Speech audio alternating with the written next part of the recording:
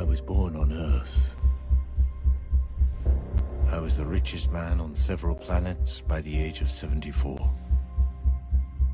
The first time I died, I was 99.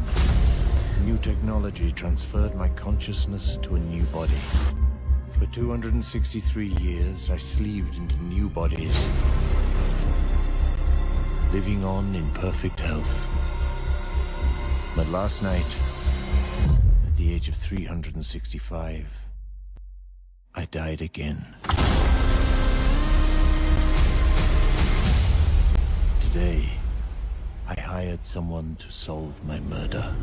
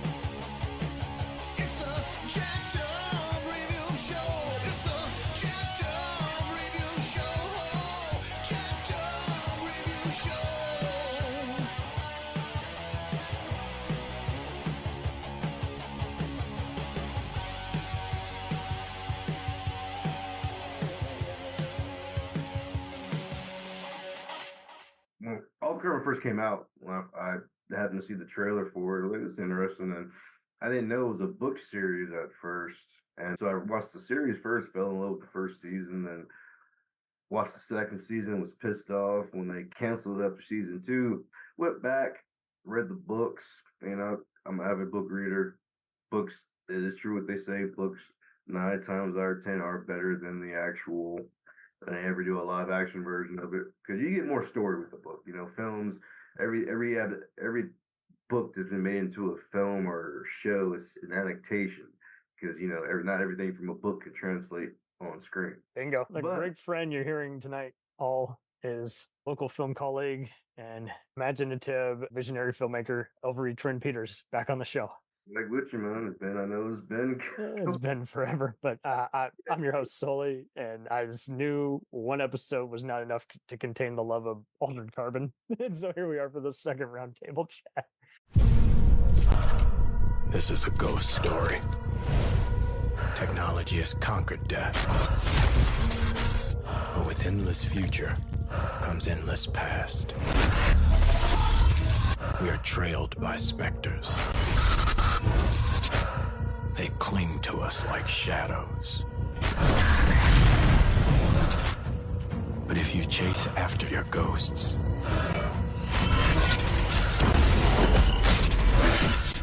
you just might become one.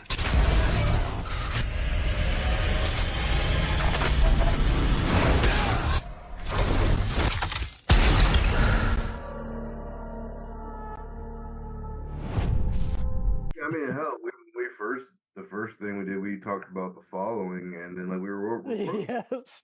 talking about doing a 24 episode. That episode got some good ratings. I couldn't believe it. I thought it was just going to be, oh, what do they care about a show that got canceled? That's awesome. And they're like, I saw a lot of people retweeting it. I'm like, yes. Following was a great show. Like it got canceled before it should have. It at least should have got that 4th season. I think if it would have done the 4th season, people just aren't patient, and I'm just like, well, the same system.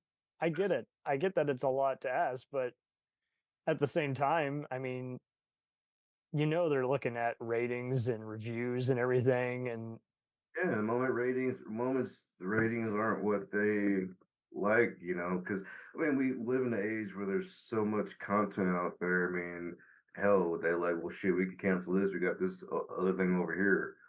Like, all the Carbon's similar thing too. Like, how the reason why Netflix claimed they canceled it was because it was their viewership versus cost of show. It was like the first season was like what I read up on it was more expensive than like the first 3 seasons of Game of Thrones put together. Mm, And that that's makes sense because their other cover stories for their other shows, and oh yeah, well, this happened. actually, Game of Thrones, the very first season was actually low budget. Like when you go back and actually read the behind the scenes stuff, that was actually very low budget. Oh damn! All right, I didn't know.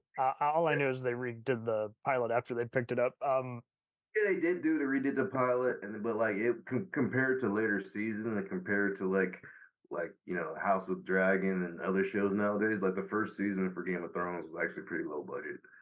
That's if you look at the, I mean, That's R. before everyone's star meter went off the charts. I mean, R. Martin, that's one of his complaints is in the first season, like, a lot of, certain shots, certain scenes they didn't translate well from the book because, again, they didn't give it.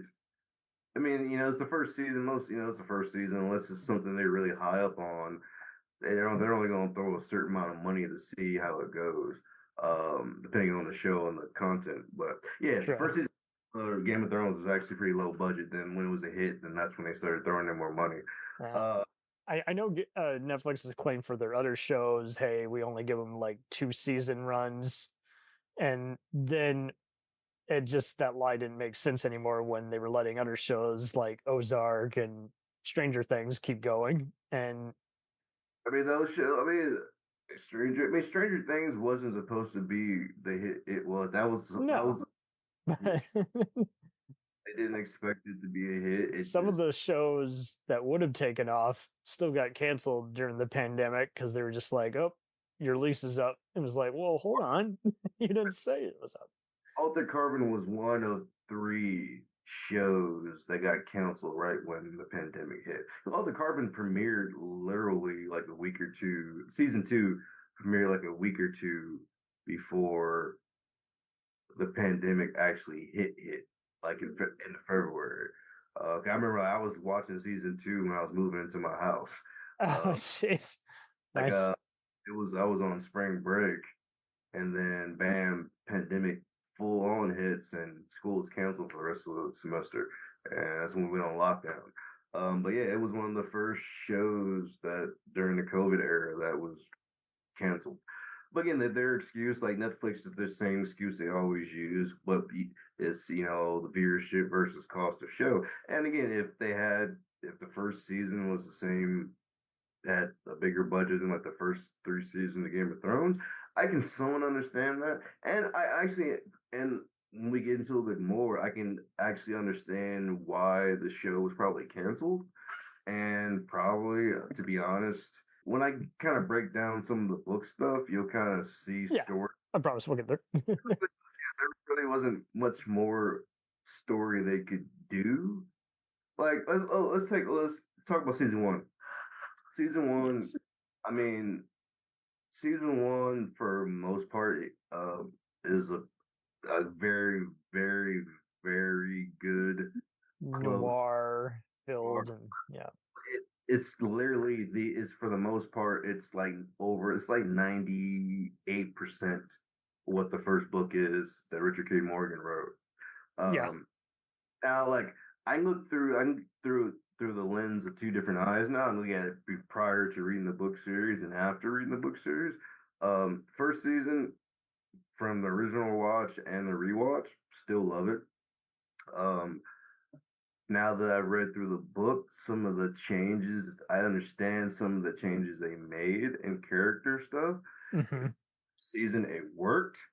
I don't necessarily think they should have done some of those changes, but for dramatic purposes, I understand. You have what any kind of drama, you need characters that the audience appeals to, gets behind. Bingo.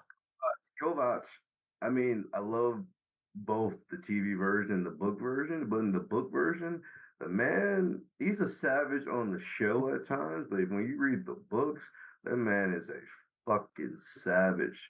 Yeah. That's a good point. Yeah, because One of my uh, favorite, one of my favorite scenes, like we're talking about memorable moments, like season 1, right? Remember when by he's kidnapped and taken to that it looks like it's like a clinic to help people, but actually yes.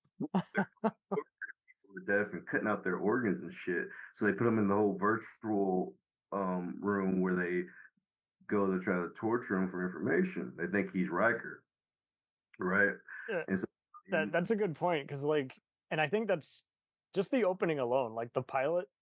Like, I knew I yeah, was in it for the wild thing because for the whole run because instead of it just being just any fight scene, you get this moody narration. You see him waking up. He's like, "And this isn't my body," and you're like, "Whoa, hold the front door. What's going on?" You know. And like and also they got the people workers in there talking shit. He's going through changing sleeves. so anyone saying I'm not sure about this content, like you have 5 seconds to leave if this gets uncomfortable. Like you everything that's happening now is going to happen for the rest of the Oh yeah, I mean the first 5 minutes of the first episode sets the tone for the whole show.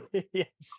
It sets the tone for the whole fucking series. In fact, actually, Yeah. um, like my favorite scene from that, like again, going back to the virtual stuff, like when he takes over the construct, and eventually they pull him out. They think he's a protectorate agent, right? And then Right. It's true.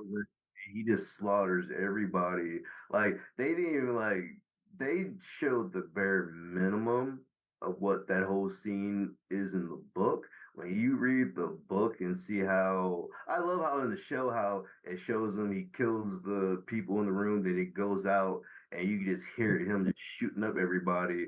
Then the next episode, we see the aftermath where the cops get there with Ortega. You see that he even cut this fucking guy's head off and took it back to the hotel to get in his stack.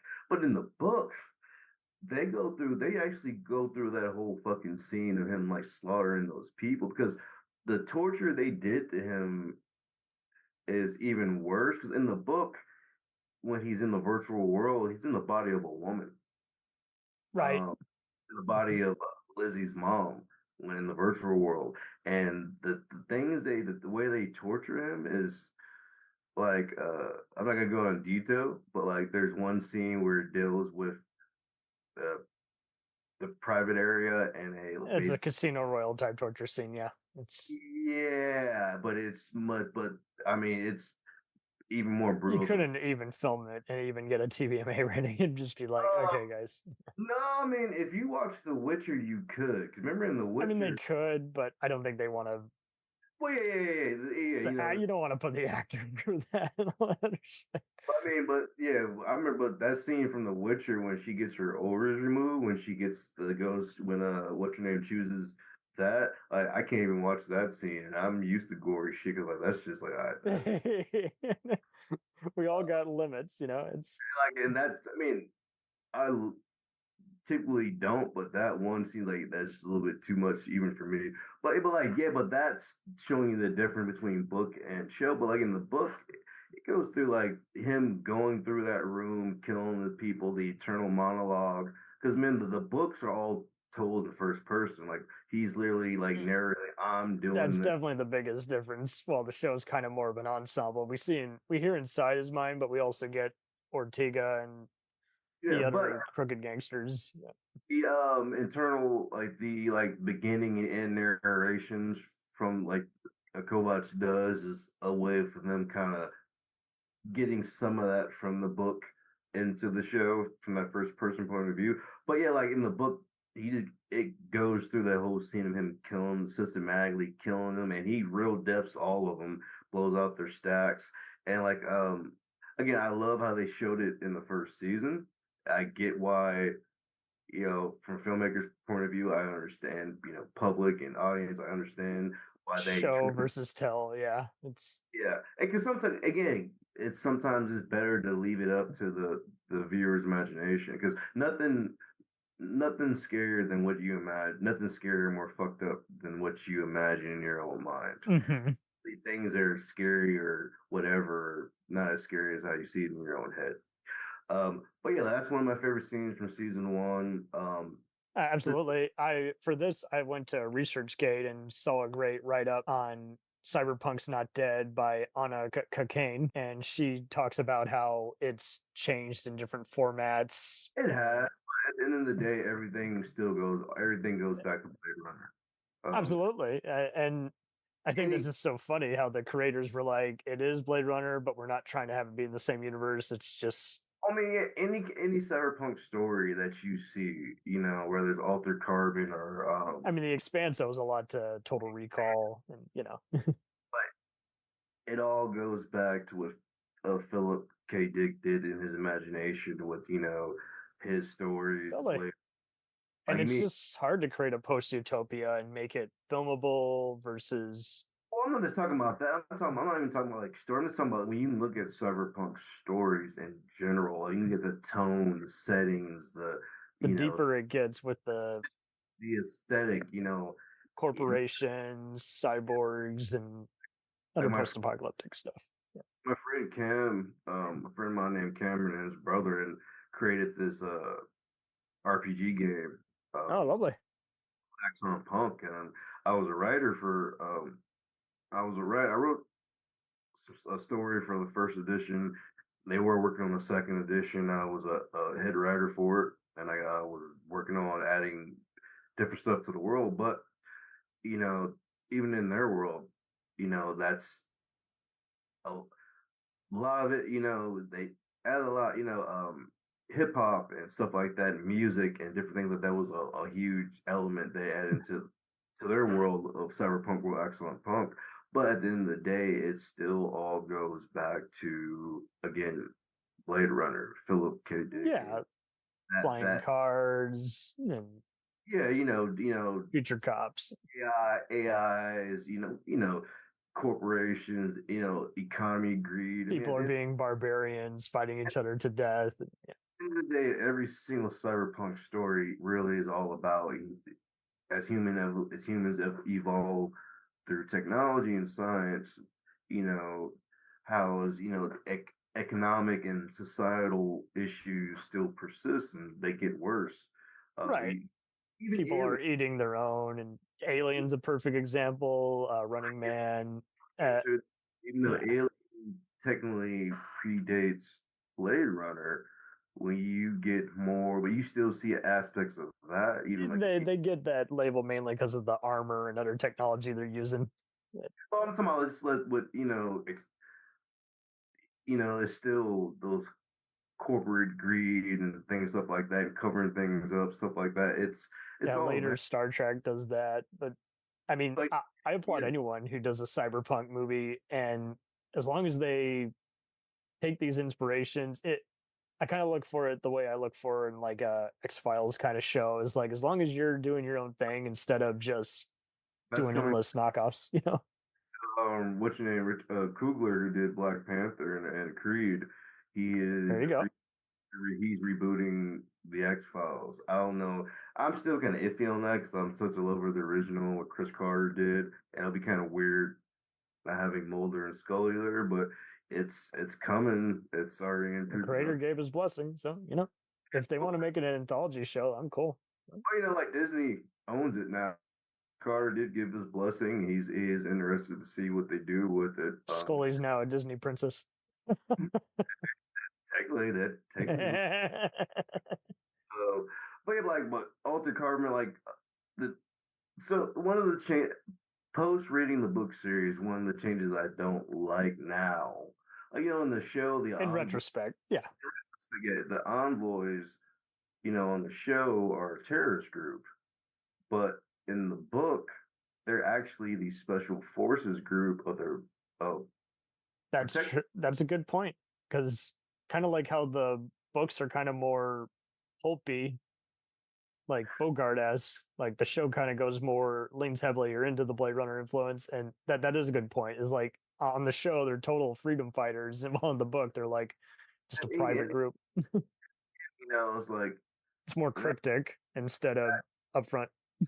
That goes back, with most things. You have, the underdog fighting against, his own people, and David versus Goliath. In the show, the envoys are, and Takashi, they're the David, while the the first families and the protectorate are, Goliath. They are these big entities that are crushing you know the lower people, people in the lower classes. Right. What The, like what I the show has them more as kind of a death squad almost, where they're like, we're willing to die, for this cause. Yeah, but the envoys are, again, they're special in the books. They're special for it. They're the people you send in to just take. And anytime the subtle world has an issue or something, they're sent in. They take everybody out. And the same thing, like in the show, Eminem with the Rollins virus. Same thing happens in the book, and that's the same. They trigger the Praetorian. They trigger the Rollins virus, or they either trigger or they don't warn the envoys that's about to happen. And True. Kovach, just like in the show, what was it, Jimmy Soto, he dies in the book, he dies in Kovach's arms as he's ripping his own eyes out from the Rollins virus. And that is his motivation to leave the envoys. Now, in the books, like it's described, even in the well, no, the envoys terrorists in the terrorist group in the show, but in the book, when you're recruited to join the envoys, if you leave, you're not allowed to hold a government or corporate position because envoys, they're so good at manipulation and using things to their advantage from their You're so on a leash now, basically, stripped of privileges. Planned it differently. yeah, instead of skipping the second book, if they would have done like the second book for the second season and like built up on it, because a lot of people had issue with the second season was because there's a lot of convoluted. And you can get second season as a whole, and I still enjoyed it. Even There with was some stuff I had to rewatch, like in the first two episodes. I'm like, wait, did I miss something? No, okay, I'm caught up now. episodes, they threw in a whole lot of shit in there, and it got kind of convoluted and stuff Yeah. like. Why is he in this skin now versus why is he like I mean, is this a flashback versus this is in the now? But that's the great thing about, for me, I thought it was a great thing to like each story, he's in a different body. So like you don't, seeing a new act. I dug the political intrigue and some of the other stuff, seeing the freedom fighters now in a different light. And like, okay, cool. So that there's Like, some evolution here. the political intrigue was always there. It's like in the books. That's one of the best elements of Alter Carbon, but it's just how they went about the Totally. original. I mean, artists you have creative license when you're doing adaptation, add some stuff to make it different. You don't want it to be exactly the same. But then the stuff with the Martian in season 2, I thought that didn't make any sense. I mean, um, I love Renee Ellis Goldberry from Hamilton.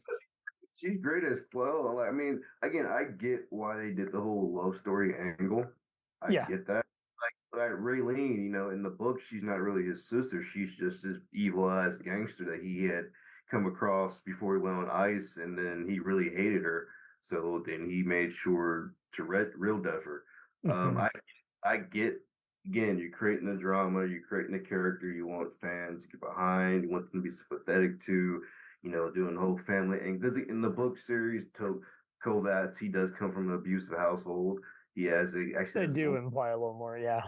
I mean that is the basis for him being so traumatized. Growing up watching his dad beat the shit out of his mom's until she finally. It's a good callback. And so this is where it's kind of so hard to kind of separate the two because I get it, like kind of like teams. You want to pick a team, and it's like, well, the show is kind of does it differently with showing how he takes the skins and acquires the memories as well as acquires the different lifestyle, while the books are kind of more just take your time and then boom, gotcha. Oh, here's another surprise. Oh, oh, oh. The books, there's no black and white. Everybody, it's a gray area. Just who I was described on page 50, and now by page 70, I'm really a badass. It's like there's no black and white, man. Everything is a gray area. I mean, every character in those books, nobody's innocent, but No. again, like in real life, we're all guilty of something. We'll return after these messages. If you like small town mystery, crazy news, and wild history, then the Florida Men on Florida Man podcast is for you. Each week, Josh Mills and Wayne McCarty bring you the absolute best Florida has to offer. So if you're looking for a show that's safe for the family, but funny enough to help you escape everyday life, then listen to the Florida Men on Florida Man podcast. That's Florida Men, plural, on Florida Man podcast. Hey, it's Brent Pope, the host of Breakfast with Brent Pope. You've seen me on some of your favorite TV shows saying things like, "Give it up, Jimmy. You got to sink this putt to win." On Breakfast with Brent Pope, I sit down with guests from the entertainment world and we do it all over breakfast. Or should I say Brentfast? Every week on Brentfast, you get inside Hollywood info and tips, great breakfast recs and foodie debates. Most of all, you get the most delightful 30 minutes of your week. So dig in. It's Brentfast time. Listen at Brentfast.com, Apple Podcasts, or wherever fine podcasts are found. The Jacked Up Review Show podcast is honored to be part of the Blind Knowledge Podcast Network. Join anytime, talk the talk, and enjoy yourselves. There's something enlightening for everyone with this crowd of cool cats. Check them out.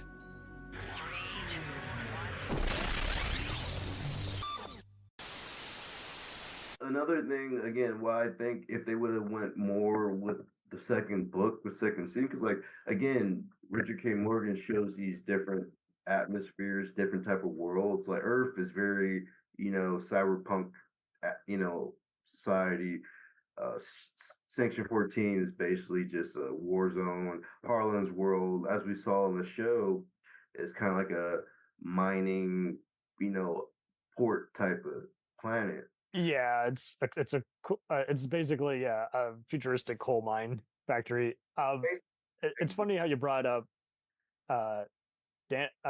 what's her name? Raylene, because the ambitious governor in season 2, Danica, almost seems like, I feel like she's kind of the other side of the coin. She is. She is from. She's power hungry and saying, "This is a great idea." It's not a good idea. But she's on the criminal side of things. Right. She has totally been a politician way too long, so she's like, "Let's drill, baby." I'm like, "No, let's not." By Layla Lauren from Power and I the love Shield. that. Power is my shit. I watched that from beginning to end, and she's brilliant. But that was the first thing she did post Power, and I thought that was a perfect casting, and her actually playing the actual villain. She's charming. Yeah. Second season story was very convoluted, but all the actors did a really good job. I go back and forth on Poe. I enjoy Poe. I'm glad you brought that up. Because I know some fans were like, "I refuse to watch it. It was supposed to be Jimi Hendrix." It's like, okay, I get it, but they didn't have the right to use his image from his estate, so they went with Edgar Allan Poe. Yeah, they can't do that. In books, it's hard. It's even harder sometimes in books to get away with that, but it's easier to get away with that. Books, basically the problem with the book is the people complaining, they have to actually read, and half the time, if they just want to jump on a random bandwagon, it makes them look like an asshole when they misread. So they're always usually better than the show or the live action version, but people again have to understand the reason why they're called adaptations, because you cannot fully translate a book to screen. It's very rare to see that. Like The Watchmen, remember when The Watchmen came out, that was for the most part, besides one scene, for the most part was from graphic novel to screen. But even still, they had to do some changes. There are other books out there too. I can't V for Vendetta starts off a little more sultry, but the movie version, for instance, gets right into the nitty and gritty. V is going around slaughtering various government guys. Yeah. Exactly. Sometimes they're subplot and some things that you can't translate, or certain stuff, right? They can't always be translated. Did you know the Red movies? I've seen bits and pieces. I never sat down and watched them. So long story short, the creator was behind it 100%, but much like the comic book Wanted, which, if I'm not mistaken, he or one of the other guys might have also been involved in. It's just way too over the top, like just very, very like very radical and over the top. So they had to soften it a little bit, where it's like, okay, so the guys they're killing, they're just already crooks and everything, and we're trying to make them comedic, so they're not just psychopaths who we're spending time with. Yeah, man. Again, you have when it comes to film or live action, film, television, Whatever you're comfortable with, there's going to be angles where you're like, someone I feel is going to take this out of context, even though that's not what we're trying to say. So let's nip it in the butt. Let's just flush it. you're always going to find somebody to find something out. I mean, there are people who will take satire so seriously. Like, it's like, why did it take you season 4 to know that everyone in Succession is not someone you want to be like? Come on, guys, pay attention. Yeah. Shit. I mean, they're based off the Murdochs. I mean, I'll see people taking something like Starship Troopers seriously. It's like, it's a satire on government being inept in a time of futuristic for-profit war. Come on. Again, but it's right there in the name. It's satire. Satire. It's not supposed to be taken seriously, but And don't get me started on Star Trek fans. A lot of them used to be pretty progressive, but now some of them have clearly been asleep at the wheel. It's like, guys, it wasn't about just effects. It was about peacekeepers and. I mean, like science fiction, like it's hard to be. There's people who just want to see, oh, beautiful, and it's like, well, you're not here for mindless. I mean, I'm a huge Doctor Who fan, right? No, I mean, I've watched every episode. I'm so glad you brought that up. That is another perfect transition, because there were some guys being like, who actually complained, Takashi, he's changing his skin again. I'm like, yes, that's what he does. Same thing with Doctor Who. He changes his appearance. That's what he does as an entity. And I remember I'll never get this one. There were some of the rudest trolls online that year. Oh my God. It was like, the Doctor Who's a character is all about change, and bingo. He's not the same every season. From the very beginning. Equality, stuff like that. I remember this one post. This one guy said, "There were some of the most." He's like, "I love Doctor Who. I'm tired of seeing all these blacks and gay people in space." I'm like, "Fuck you, dude." Yeah. I'm like, dude, if human beings went into space, it would just be like it is on Earth. People with different colors and different creeds and backgrounds. Yeah.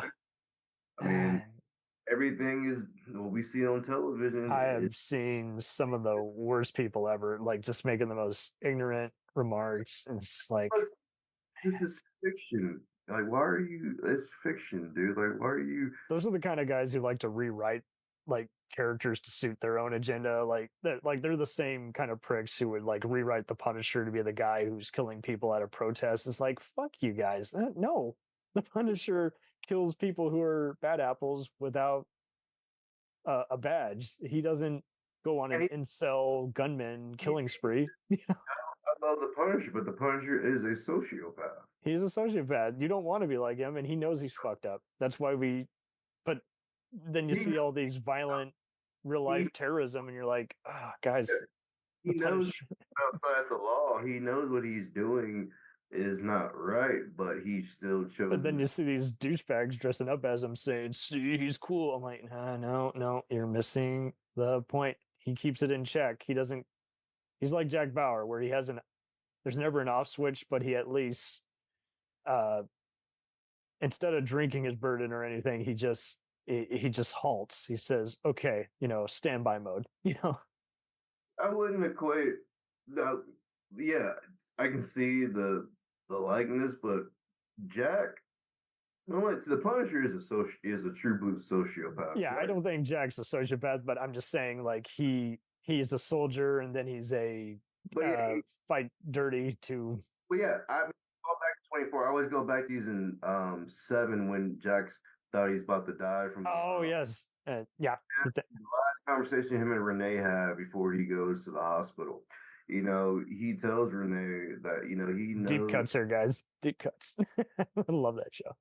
He says, he knows what he does is not by the law is not right. His exact quote is, "If I see a bus, if I see a bus with 20 people held, I'm semi quoting. I see a bus with like 20 people held hostage. Um, I know the law has to be more important to them. I know that in my head, but in my heart, I can never, not do nothing to try something. So that's what I love about Jack Bauer, and some people get the misconception about the character sometimes. He Right. again understands what the things he has done throughout the series. He fesses up as opposed to I like to break the rules. More paperwork. He doesn't like to break the rules. He Right. knows to be more. And every time he has to put Tony, Curtis, Renee, even himself in line, and that's why he's hesitant to begin a relationship because he knows they're just going to be a target in his line of work. I mean, I also like going back, like to jump off. We need to do that 24 episodes sometime, but I promise. Promise. Kodo, may he rest in peace, he passed away a couple months ago. Yes. Also wrote for Dexter and Dexter. I mean, a lot of the great shows in the 21st century we watched, he's been part of. Like the reason, like Jack always had a terrible ending, right? Except season 2. Like season 2, they gave Jack a happy ending, and yeah, he's already had a near fatal heart attack. He's like, "Yep, let's just let him stay in bed." And reason, but after that, every season after that, it never ends well for Jack, no matter what happens. Like yep, the 6, I mean, he gets, he's away from China. He's got his life back to himself, but he can't be with what's her name because she's catatonic. But like Manny Koto said, the reason why they always gave him a bad ending or some kind of tragedy is because when they did the happy ending for season 2, it didn't translate right with yeah, fans. no, you're not alone. Ryan T. Richardson, when he did his unofficial reunion at the panels, he was fortunate enough to have David Fury on there as well, and he's been with Howard Gordon and Kodo on all the other shows like Buffy and Lost and everything. And he still teases that he might just take out and start writing a movie script one of these days again, just because the problem is the only way it ends is if Jack dies, and at the same time they don't want to kill this character they've fleshed out and everything. So it is one of those. Is like there's got to be some halfway point, like maybe he fakes his death again or something. Again, I mean, we're getting off topic, but Well, we're trying to separate, in pop culture, like the difference with Kovacs and. but like with Jack, like I honestly believe, I think, I mean, I don't want to think, in a Jack story is him spending the rest of his life in the fucking Russian gulag somewhere. Yeah, and they did play the silent clock, which is often meaning someone's dead. I'm like, damn it. I mean, but going back to the old adage, unless you see it on screen, never assume they're dead. So Right, they did the same thing with Tony, and he was fine. Just unconscious. It's all good. Too, just because you see a dead body with them doesn't necessarily There mean you go. Unless there's a bullet hole in the head or an impalement. if I were to write Jack Bauer's last story, I would just let the man go home. Because at the end of the day, he's one of those. Again, he's a character that the fans do not want to see die. And again, you don't. We do live in an era where fans do. I got a cool plot for you. He finds out the perps behind January 6th, and he puts them in jail. that would. It'd be too close to the quarters, but I can't help it. If Manny Koto was still alive, I mean, we see, the stories with Jack Bauer, they always represented the issues of those time periods. Even when they did, Live Another Day, that was dealing with still your terrorists and everything, but also dealing with issues with Russia. We were kind of starting. It was still that was starting to become a cluster, and basically with Obama, Homeland, that's where they went a little harder. That was another show I love. But Same Obama, guys. yeah, I know. Obama was still in office, but we were starting to see more and more beginning of these issues with Russia and the red line shit. Yeah. And they did build off that stuff with that Live Another Day event series, Jack's last run. Right? But I mean, like, if I were to bring back Jack, I wouldn't kill him. The man suffered so much. You don't need to kill him. He suffered so fucking much throughout his run. Just let the man go home to his daughter and his grandkid. Just let him go home. Just let it be. Have a private security system. He stays at home watching sports, learning to be human again. That's his battle. How do I become human again? How do I kick the warrior out? If I were to do the last shot, would be just like in John Rambo. And The fourth one, yeah, where he goes back to his farm. goes home. Yeah, it'll He be just puts like back his Navajo heritage collars back on. something like that. He's just there. Everything's done. Like that clock's about to tick down to There you go. Doot, doot. And you see this the is what we door. like about all these characters, because this is Yeah, why it's hard to write for them. Is like, how do I show that Superman has something to lose? what makes those little superheroes so much is not their powers for the most part. It's the human side. The Right, humans the human side, and it's hard to portray them as human when they got inhuman, Yeah, but I love both Marvel and DC, but Marvel, when it Yeah, comes I'm to not picking a side. That they all got relevant stuff. I mean, Batman's hard to write too. How do I show that this narcissist is also good at fighting crime and yet wants to live the vigilante nightlife? Batman is the perfect. He's the character. Like he has his principles, but it's his.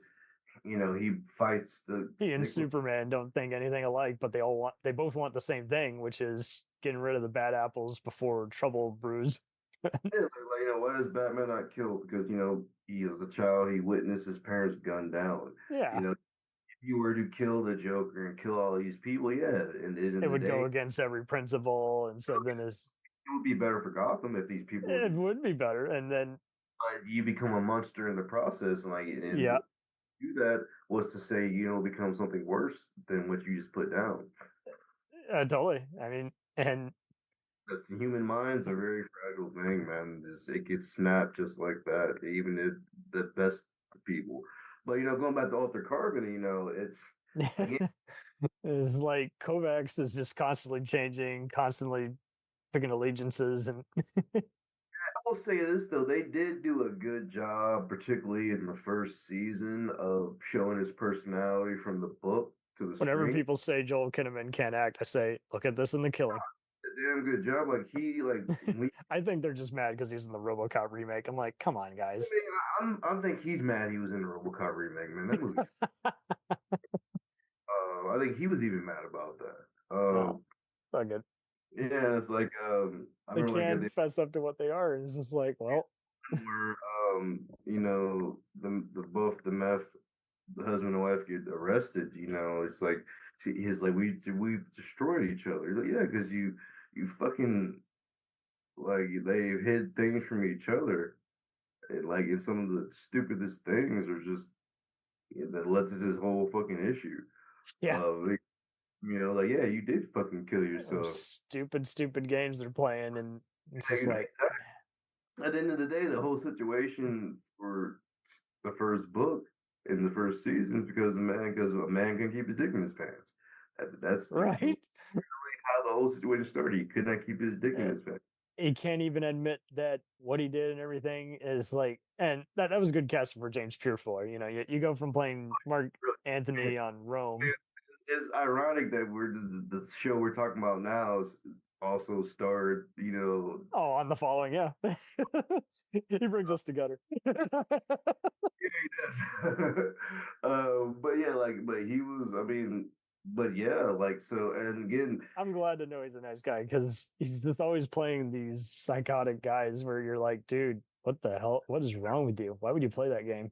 really good actor, man. Rome was what really was his breakout show. That Rome. is still the best epic. And same deal. Got killed by HBO because too expensive. You're like, for real?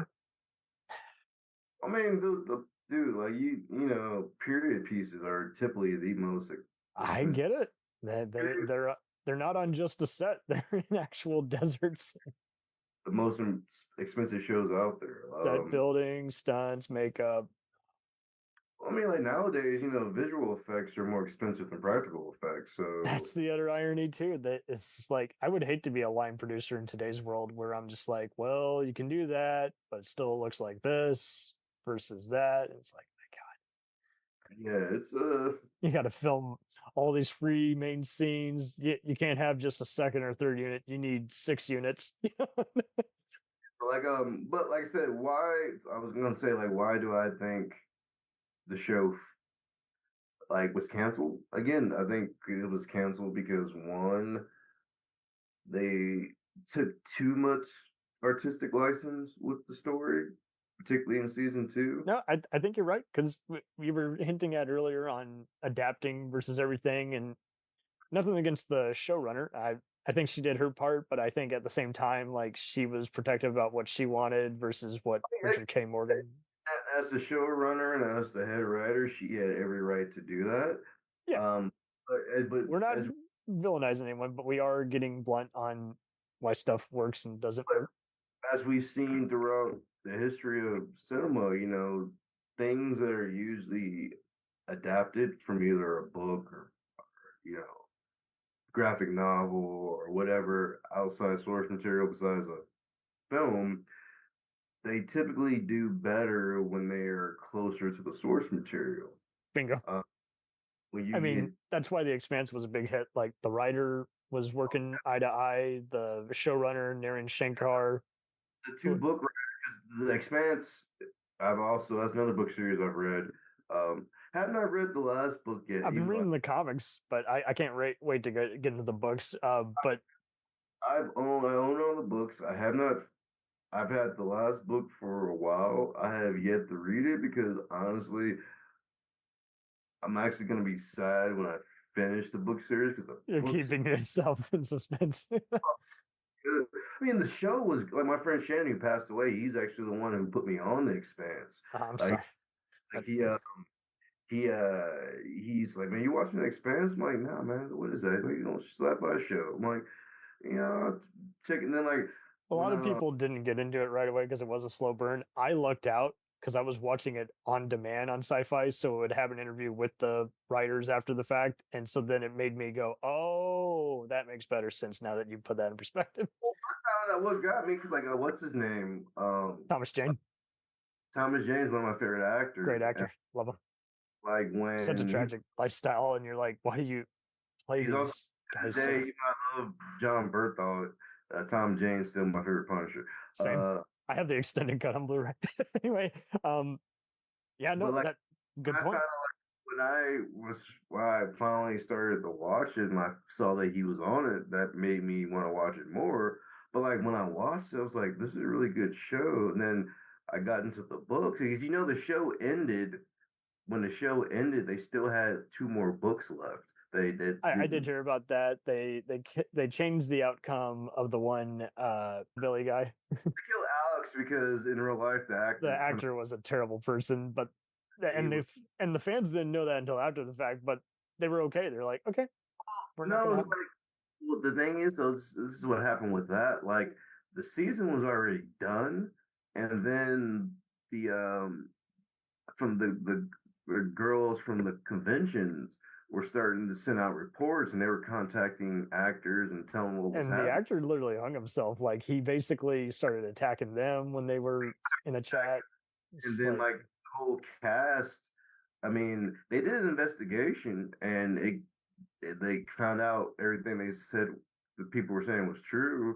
And I mean, the whole cast and everybody was like, it helped that he often wasn't in any scenes with everybody, but they're like, yep, goodbye. Well, no, the thing is, no, what they actually went back. So they finished the season, right, with him alive, like in the books, right?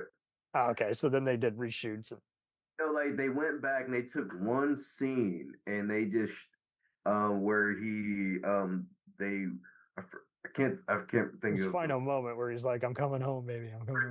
Where he basically had the brain bleed, right, when he went to G. Mm. So they went back and they freeze framed one scene and they went back with visual effects and added the blood and stuff in there. Gotcha. But there's footage out there where, they did the whole season where he was supposed to live.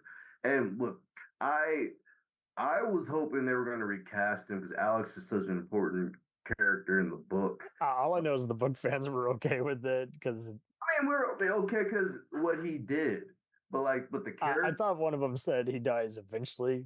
It was just different. No, No, Alex. Even though I haven't okay, read the last book yet, Alex survives. It's okay. I've just only been reading what fans have been saying. It's like they didn't seem bothered by it, even Alex, outside of them. Alex doesn't die. It's what's his name dies but gets brought back to life. Oh, I can't think of Amos. Amos. Yeah, he gets brought back to life. Oh, But wow. what's his name? I do Cap. secretly wish this and Altered Carbon were in the same verse, but that's just me. Yeah, I mean, it would be cool, but the technology is too different. Especially with the whole outer space scenario versus. But I think people were open to it because they're like, "Hey, Neil deGrasse Tyson approves of this science." They did a damn good job of using real world gravity. Like if you grow up in space, your body like in the books they actually go into more detail how belters they have longer. They're taller than All Earthbound these humans. space pirates, all the different slurs and Well, no, like phobias they got. Yeah. well, no, well, yeah, that's what like belters. It's just like on Earth. You have people different, parts of the country, different parts of the world. Different cultures. Belters, and one of the things I loved about that book series is like the language the belters use is based off a form of Creole. Mm. They get actually research and like build upon. But like they did a really good job. Again, it's you can't do it if you were to do it on television. You have to use visual effects every scene, Beyond what we got. Yeah. and that's way too expensive for a television show. In the film, you could do it, but on a television show, like 9, 10 episodes per season, like belters, how they're described in the book, they're taller than Earthbound humans because they didn't grow up in a gravity well. Hmm. More ambidextrous. But also they have weaker because humans we're not supposed to be in space. We can travel in space now. We're not supposed to be in there. There's too much Yeah. being in space for prolonged time There's a reason we're here on the planet. does deteriorate your body. But like they have weaker bone marrow. Like if you and I were born in space, just like they showed in the books, trying to um uh what's what I'm looking for Just convey how if you're raised there, your um development, your body functions, all that. acclimate to Earth gravity could kill you. I believe it. There's all kinds of other infections, and I mean, blood pressure probably. Yeah, that's one thing too. Like just having antibodies for diseases and stuff like that we typically have resistance to. All the different foods aren't going to have near the same ingredients or protein that we actually need to nourish. But the main thing is gravity, though. Like if Yeah. your is coming, your body will be naturally longer, more lanky. Your skull will actually be a little bit bigger too, and that's how belts are described in the book. And coming because using real world, real space physics and gravity, and coming down in the gravity well, like in the show in Expanse, they showed and what's her name came to Earth and her first time in the gravity well, but it showed she couldn't stay there for too long because it was in her bones. Naomi, I think. That's a real fun fact. She and Thomas Jane just did an action movie together. But she's also I've been digging her in the Godzilla movies. But that's right. That is her. Wow. That's a real world, real physics thing. Like you wouldn't be able to survive most people wouldn't be able to survive on Earth because their bodies didn't grow up in the gravity well. Mm-hmm. But that meant that like in Altered Carbon, of course, he got around that, that and time dilation with the stacks and everything. You just sleeve into a body that's already grown on that planet, is already used to that gravity, or has been gene sliced to be used to that gravity of that planet. Yep. But yeah, like going back to why I think it failed. I think I think it failed because one, too much of a artistic license and too loose on the source material. I do think the love story between him and Quell was a little bit overboard. I think, again, in hindsight, I think making the envoys terrorists instead of, again, I understand why they did it for the show. I just think that if they would have made it like it was in the books, it being part of their special forces, I think you would have got a lot more story. I think if they would have went like book one, book two, then book three to like some type of adaptation in a linear fashion, you would have got more. I got another reason for you. What's that? Different showrunner. I did not realize they changed showrunner. Me neither. Apparently, so Alison Shapker was the co-showrunner, and then Leda of season one parted ways. Shapker took over to both their credits. Both have a big resume. Allison, she's written various episodes of all the different Abrams produced shows like Fringe, Almost Human, as well as The Flash and Westworld and Scandal, and is now writing a bunch of episodes of HBO's Dune Prophecy prequel show.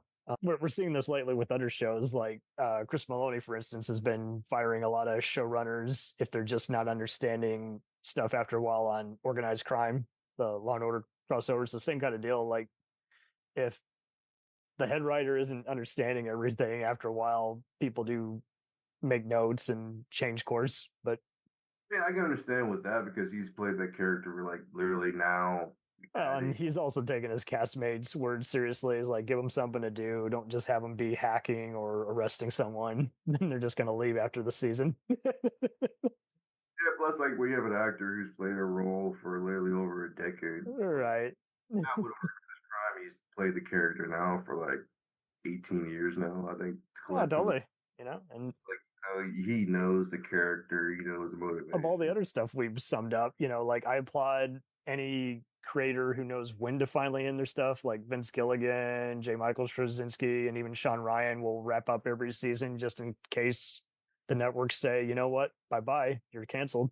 Yeah, I mean, they don't wait for the notes. They prep for impact, even though they have a 5-year run in their hand. Oh yeah, I mean, I applaud anyone because no one wants that phone call. And when these guys were doing it back with, payphones era, you couldn't just look up anything online. Yeah, I mean, also now that with the structure of shows now, I mean, like that was back during like most shows were 20, 22 episodes. 24. Oh, totally. Post 07, they started taking notes and interacting with fans on Twitter, and some shows, the Terminator show actually took notes. They started saying, oh, we got a new character to just introduce. People don't like the soapy subplot we've just added, so let's reverse course the next episode.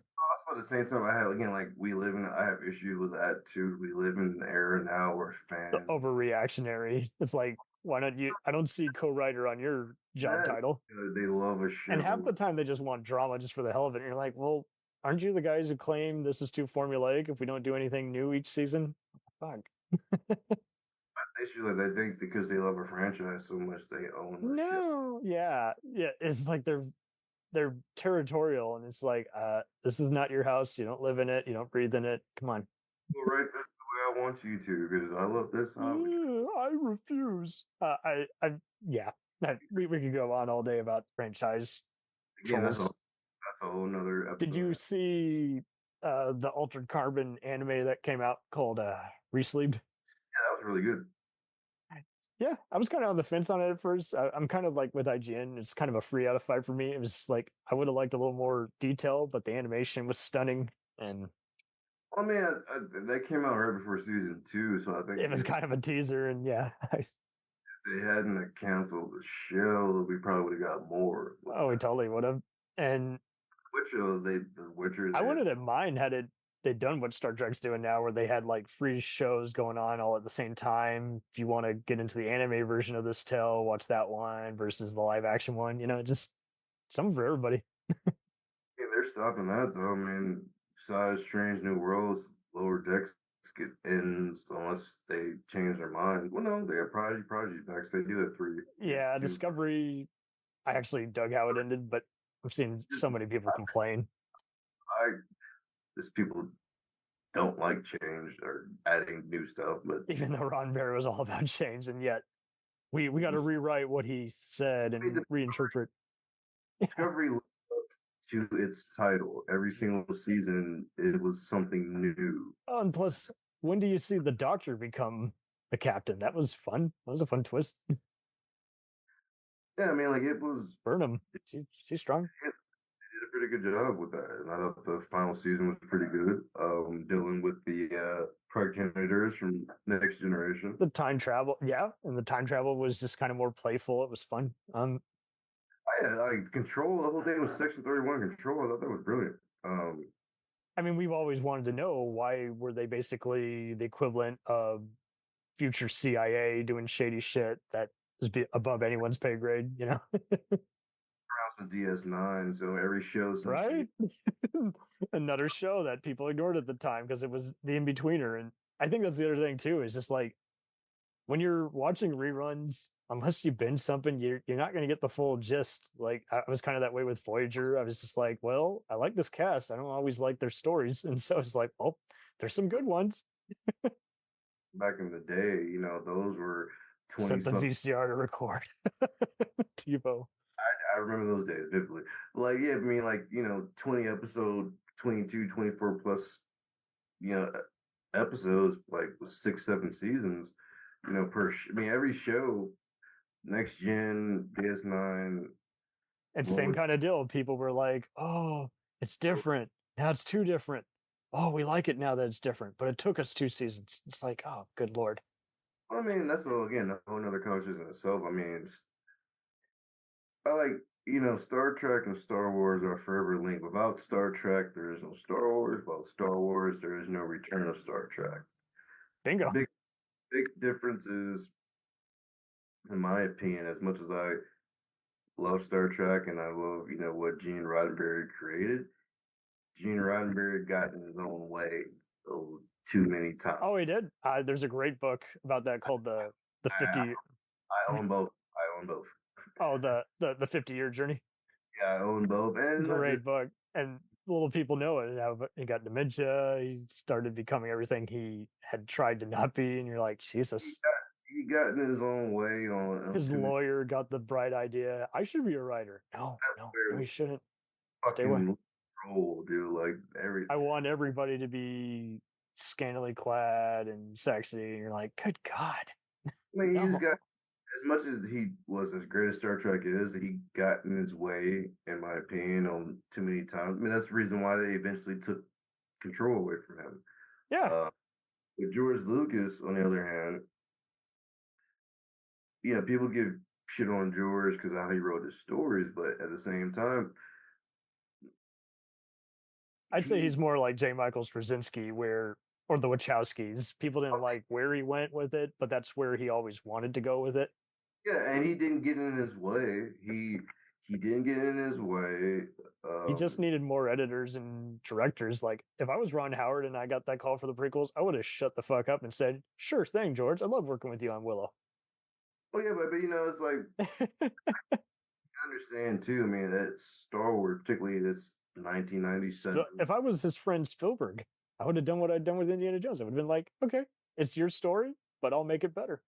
I'll make changes. Because he's like that. That's why DS9 was so good. Ira Stephen Barr would actually creatively, instead of arguing like the other showrunners, he would say, well, you want this to be more than Wagon Train in Space, so how about I do this and that? And because he was bright, he won every argument. If I remember correctly, the reason why Spielberg didn't do it was because he was in the process of working on Lincoln, or getting ready to work on Lincoln. Yeah, it was a powerhouse all throughout the 2000s. You know, you're producing mega shows for TNT and HBO every year and then doing 2 movies a year. Yeah, so he was spent, you know. I think specifically the main reason why he didn't do it because like Lincoln was his next major project. He put a lot of time. Right. And then he had to do some other side stuff like Munich, and then finally he's like, now I can do it. On how I mean, I can understand too being intimidated by that though, because it's Star Wars, particularly it's like 1997. You know, when he also just likes to. I think that's why he's lasted so long. He instead of going where the bank account's going, he's all about what different thing can he do each year, be patient with everybody, make everybody happy. That was his thing. Like, he always said, no matter what, two things. Like, he always wanted to show something different in every film. Yeah. And at the end of the day, he didn't want to be pigeonholed and be accused of repeating.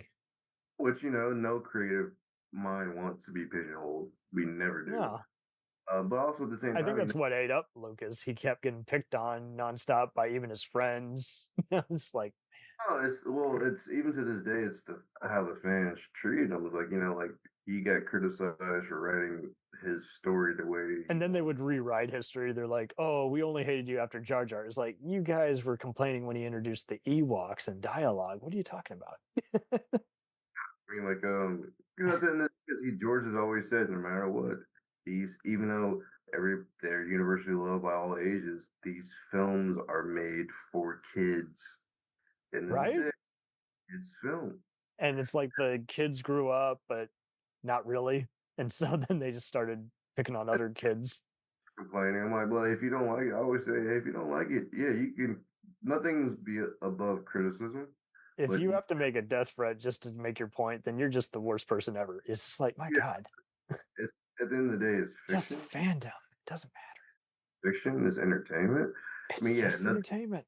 Nothing's above criticism, but at the same time, you don't have the right to tell a writer how to write his own story.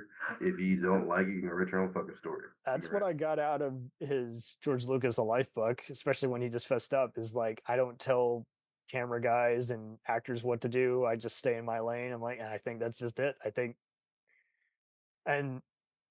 In fact, I also love that book because it also puts to rest a lot of stupid fan theories that were just false, where they're like, oh, he came up with the Clone Wars on the spot. It's like, he had that idea back in 1977. Hello, you fought in the Clone Wars? He even says it in the movie, but everyone's just like, no, I hate it so much, I will rewrite history. I'm like, oh, Lord, is this a political debate all of a sudden? Fuck. I mean, nowadays, anything can be political. But, you're right. Making a coherent essay be damned. You can make a political debate about fucking macaroni and cheese. Yeah. That goes back to my favorite meme where there's a rock and it starts off with saying, "This is not a rock." This is a fun way to just open the doors. And without fail, I will have some people who want to make a mock argument and other people who want to legit argue about that. I'm like, oh my word. The whole point of the joke is this doesn't matter. Like, it could be anything. Yeah. But yeah, like, look, getting back to, Arthur Carter, like I said, Richard K., it seemed like he was nice. The filmmakers were nice. I didn't hear anything about actors misbehaving. No, I mean, it was, great acting on both seasons. The show was beautiful. Will-Yun Lee is so underrated, and it's just a shame that, first he's on some TV shows, and then, Elektra, and then finally post-Wolverine, everyone's like, hey, we like him. He's a very funny guy. He can do martial arts. He can do seriousness, so we want to see him back on a TV show again. You just need that one little. Dude's very philosophical when you see him in interviews. I'm like, damn. Yeah, he did a damn good job in the role. But again, my only issues, I think, again, if they would have went more with the books and shown, because season 2, they really still stuck with the whole Earth aesthetic. They were kind of afraid to kind of divert. Exactly, and I think if they would have done, no, it's fine. I'm sure when I rewatch it even more, I'll find something that I would have done differently. I'm sure there might even be an episode in season 1 which kind of blends in the 2 and 3 kind of go together for me. That's my only beef. Well, yeah, and going back to what I said, why I don't even mind it not being canceled, because when you look at the story, there really wasn't much story left. If you're going by the source material, I look at it as a Buck Rogers way, where I'm like, at least they gave us 2 years. Yeah, they could have looped back around Martian ship in season 3 or whatever, but honestly, I think they would have probably went more of an original take on it outside. But I just think there's no more story to tell really after watching season 2 again. We know Poe was rebuilding his DHF, so we know that Prime Takashi lives. So but yeah, right. After watching, I don't mind it being canceled. I don't really see I mean, there's always a way to add more story. I mean, you can always add on to a story, but is it best for the story?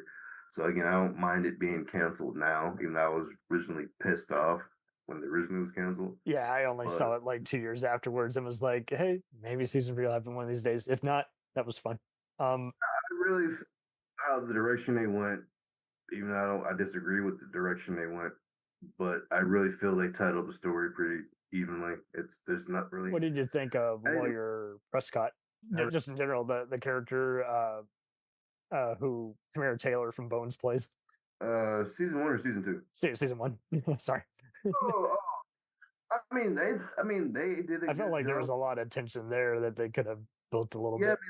I mean, the changes they did do Like she's dramatic. here by the rich family, but she's like, I actually kind of like you.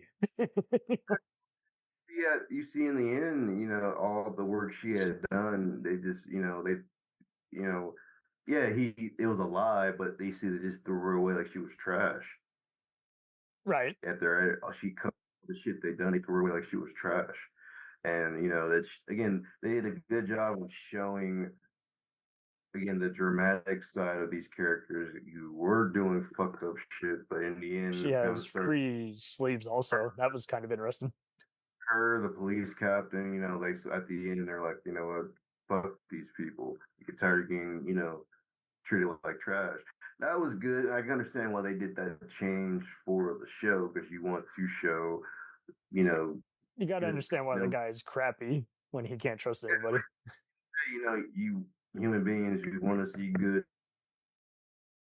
Um, and in the show, they did a good job of doing that. Again, for me, it's just the love story with Quell and Takashi. I think that was too much. I rather them go more.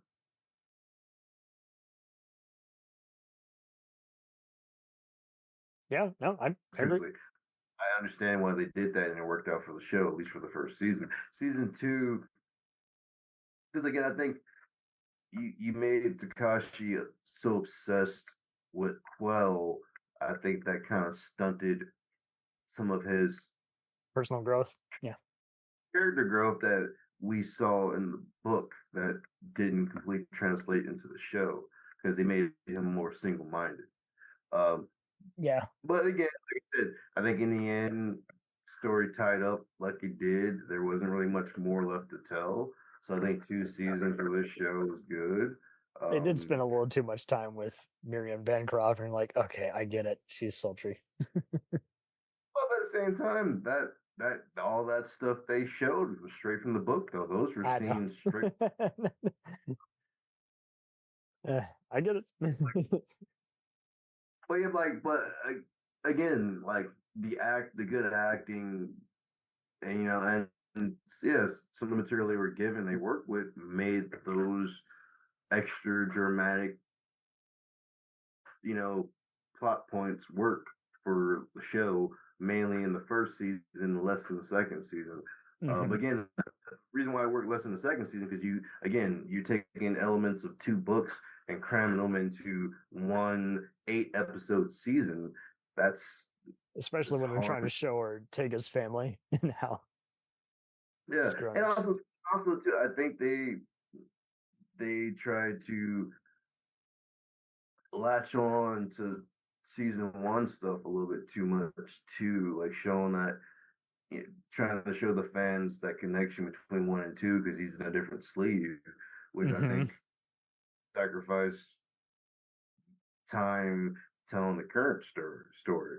And remember in the book 2, the only time he thinks about the first book is he thinks about Ortega for like a few minutes, thinking about what she's doing now, but it's like 30 years later. But then he walks head. He's like, wait, I can't think about that shit.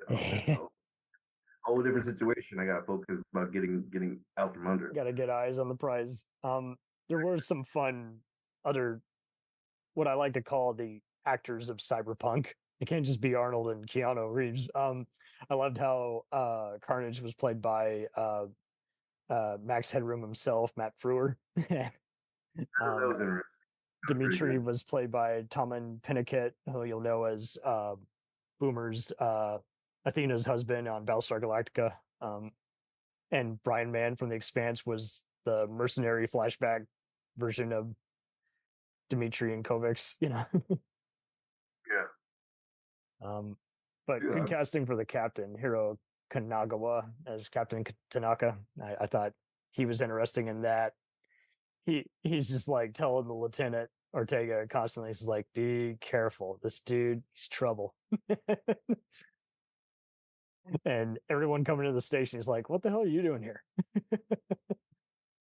Yeah, like I said, again, first season definitely great. Even with the changes, great adaptation. Season 2, too much. I mean, after rewatching season 2, I still enjoyed it more than I thought I would. It's a separate thing. You're just like, it's so different. But yeah, just too much shit thrown together. It got a little bit too convoluted. When they introduced Neil McDonald's character, that was kind of a lot of much too, because first he's expo dump, and then you're like, oh, and he's coming back for this and that. What was the point of introducing his character? You only had like one scene with him. They must have just seen him on all his famous movies and shows and been like, who's an actor who can be intense and introduce all this shit? I don't know. I mean, that's kind of the problem. Like season 1 is more mysterious, while season 2 you can nitpick and say, okay, they're force feeding me some stuff. Yeah, I mean, don't add in the whole Martian shit with taking over consciousness in season 2. There's no point of showing Conrad Harlan. There's no point at all showing that character. And I mean, yeah, he's a great actor, but I mean, if I was him, I kind of probably would have been pissed off because like they didn't really give him much to do. He killed a bunch of Martians, saw him fishing for technology. That was it. That was it. That was literally it. Like that was kind of a waste of a good actor in my opinion. But yeah, I mean, but overall, I enjoyed the series for what it was. In your audience listening, if they're book readers, Yes. go check out the Takashi Kovacs. It's called the Takashi Kovacs trilogy, but they wanted to do an Altered Carbon, like just like 10 anniversary sit down. I'd watch that like on YouTube or go to it. I'd be like, okay, cool. These people. I doubt Netflix does that. No. I just mean just do a panel, like do a con, like just looking back. They could do it outside of the box. They could just say like, hey, after these 2 hours fly by, we're gonna have a in-person like talk with like one of the writers or whatever. Like it doesn't even have to be the main writer. If they get like even just someone who directed 5 episodes, and just spill the beans. Just if they want to do an audio drama continuation, that'd be cool. I just think that because during the period it was canceled, like during the start of COVID, it gets. You'd probably have to put in like some other like sci-fi shows on one panel. It's not people's mind anymore, really. Like talking about. I mean, I did. Or I don't know, man. I mean, who knows? I mean, it's a great show. I could do a Continuum or Expanse, probably one, and then maybe bring in some other guest stars. And here's this guy from this other space opera or sci-fi show. I'm so pissed off they didn't finish the whole book series for Expanse. I mean, they were, they hinted like they're going to do more with the IP because the writers are all on board. But it's been what 2 years now since the Expanse ended. Kinda, yeah. Yeah, and like I haven't heard nothing. But man, that was an epic finale. Like I even had fun debating with fans whether Bobby went to the brothel or not. Yeah, some stuff but it was the right kind of left to your mind versus they didn't think that out at all. No, I just wish they would have finished the book because, I mean, like a couple people again. They killed Alex off because of the actor. He was supposed to live. In the book, only out of the whole crew, 3 of them die. No, 4 of them actually die. Because remember, what's her name? Who tried to kill them? Because before it had become part of the crew, she ends up dying in the book. Oh, that's right. The one gal is the daughter of the awful mad scientist. Yeah, that's right. She sacrifices herself in the book to help them. That was you want to talk? That's as close as they get to Altered Carbon, just showing how, even though she's not in a different skin, like she's having to, those augments and everything. Yeah, she's been all programmed to just kind of be this rational she fucked her. actor. She augmented herself to the point where eventually they would end up destroying her. Yeah. And you're and like, then if you want to redeem yourself, just partner with us and go after the real evil. Don't. Bobby doesn't. She ends up fucking. Spoiler alert! By the way, from the book, give you a spoiler.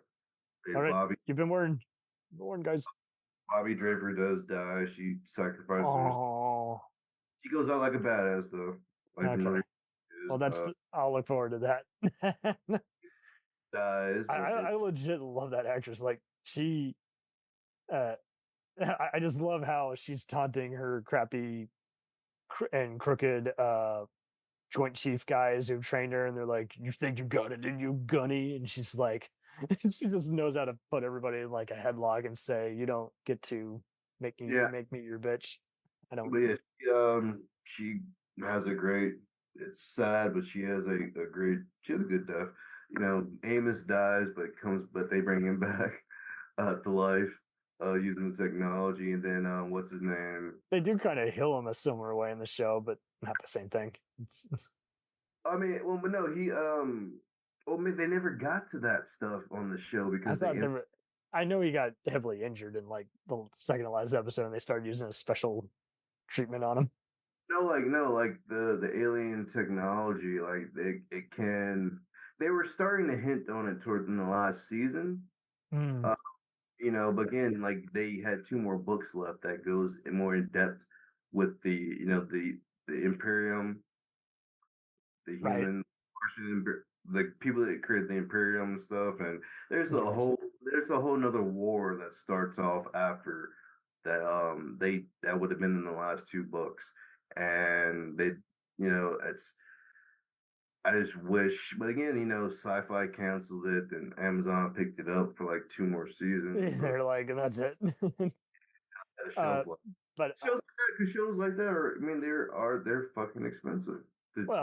But I'm just glad that the writers themselves, like that was Naren Shankar's big deal after working on Almost Human and CSI, but prior to that, he was just known as being the science consultant and writing all the data episodes on Next Gen. And same thing with Ronald D. Moore. You write it's so well too, because like the books are written by 2 authors, and right, and he's knowledgeable about science and everything. Like that was his major before getting into screenwriting. And I same thing with Ronald D. Moore. Like he grew up just loving various intense like legal dramas and everything, and wrote all the great military and Klingon episodes of Next Gen. Next thing you know, he's doing Good versus Evil, the new Battlestar, and now he's got For All Mankind on Apple. Yeah, but but then Holden, he does. I don't know how exactly, because I haven't finished the last book yet, but I do know that he does end up dying. But he sacrifices himself in some way. I started, I haven't finished it yet. Versus playing everybody for a fool and saying, "Now, Madam President, you're in charge." It's your problem. I mean, the show actually does a damn good job for the most part of being keeps in suspense. Adapting from book to show. They did a really good job. They did change some things here and there, but they cut stuff out that pacing wise with the episode count would have been a lot to digest. But I mean, there's certain things, but overall it was true to the book series, except the biggest change was Alex dying. Of course, again, that's because the actor was a sexual abuser, sexual assault people. Hey, the actor was in the episode of 24. He played the doctor in like season. Oh, I mean, Madam President herself. Remember, she was one of mom terrorist. That was actually in the same season. They were in the same.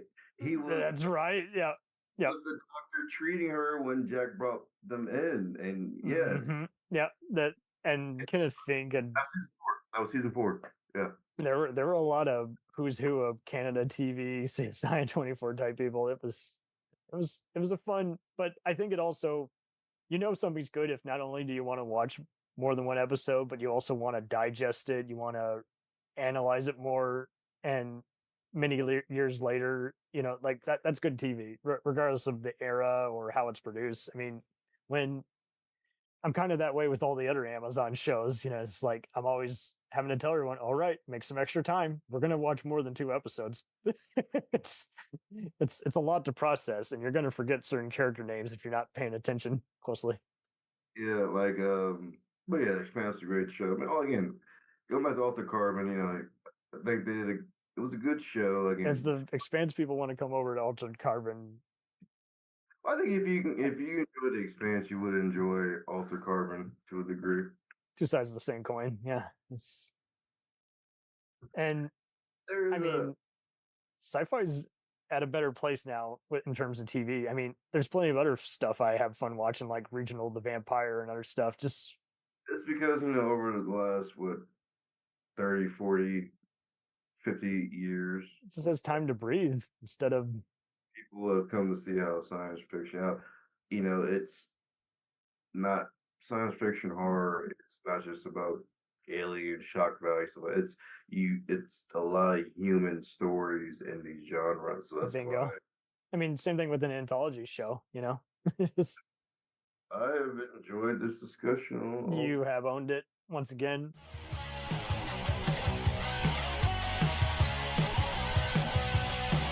Follow us on the web on Facebook, Twitter, and Instagram. The podcast is available on Podbean, Spotify, iHeartRadio, Anchor, Apple, and anywhere else podcasts are available. Feel free to review our show and leave comments on any of those sites. Thanks a million for listening. It's a jacked up